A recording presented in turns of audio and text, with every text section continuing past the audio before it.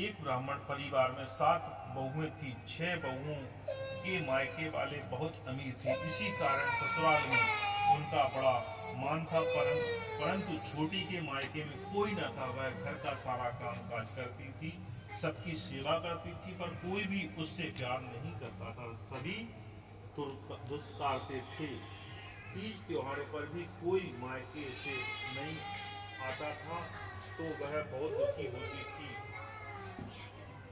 हर वर्ष की तरह इस वर्ष भी करवा चौथ का व्रत आया। अन्य बहुओं के मायके से उनके छोटे भाई करवा लेकर आए, पर छोटी के मायके से यदि कोई होता तो करवा भी लाता। सास भी छोटी को ही खरी खोटी सुनाती थी। वह दुखी हो घर से निकल पड़ी और जंगल में जाकर रोने लगी। एक नाग बहुत देर से उसका रोना सुन रहा था। अंत में वह अपने बिल से निकल आया तथा छोटी से पूछने लगा, बेटी क्या बात है, तुम रो क्यों रही हो? छोटी बहू बोली, आज करवा चौथ है, मेरा कोई भी भाई नहीं है। यदि मेरा कोई भाई होता तो आज जरूर करवा लेकर आता। नाग देवता को छोटी बहू पर दया आ गई। नाग ने कहा, बेटी तुम घर चलो, मैं अभी करवा लेकर आता हूँ। छोटी देर बाद नाग ससुराल पहुंचा। छोटी के जाने के कुछ देर बाद नाग ससुराल पहुंचा। ससुराल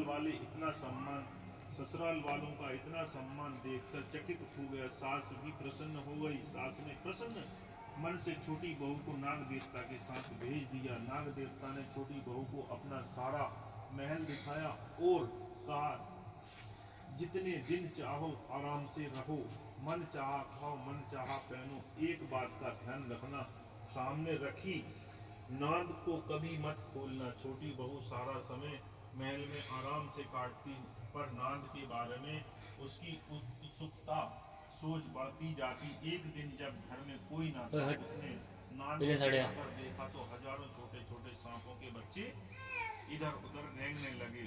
उसने जल्दी से नाद को ढक दी। जल्दी में एक सांप की पूंछ नाद के नीचे आकर कट गई।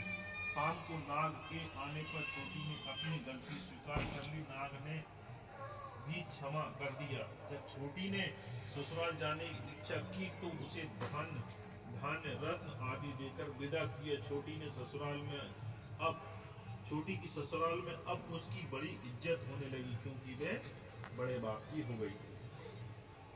जिस सांप की पूंछ कटी थी उसे अभी बंडा कहकर नाग तंग करते थे सभी उसके छोटे बड़े। एक दिन उसने अपनी माँ से पूछा कि मेरी पूंछ कैसे कटी? माँ ने कहा कि छोटी बहू की नाद उठाने से और जल्दी में रखने से तुम्हारी पूंछ कटी है। तो वह बोला कि मैं छोटी से बदला लूंगा। माँ ने बहुत समझाने पर भी वह एक दिन चुपचाप छोटी के घर जा पहुंचा और